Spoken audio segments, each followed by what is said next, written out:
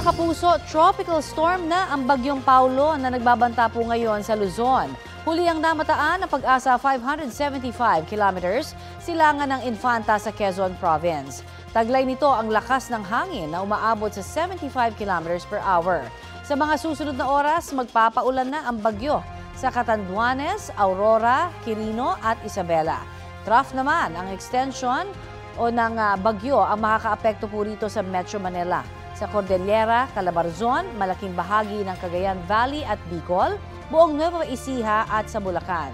Sa pinakahuling forecast ng Pag-asa, posibleng lumakas pa bilang severe tropical storm ang Bagyong Paulo bago po ito maglandfall sa Isabela o kaya sa Northern Aurora bukas ng umaga.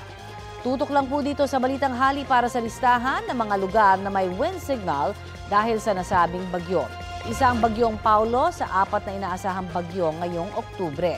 Karaniwang tumatama sa Northern Luzon ang bagyo sa buwang ito. Sabi po ng Pag-asa, pwede rin sa Southern Luzon, particular sa Bicol Region o kaya ay sa Visayas o Caraga Region. May mga pagkakataon naman na nagre-recurve o lumilihis ito ng direksyon palayo sa bansa.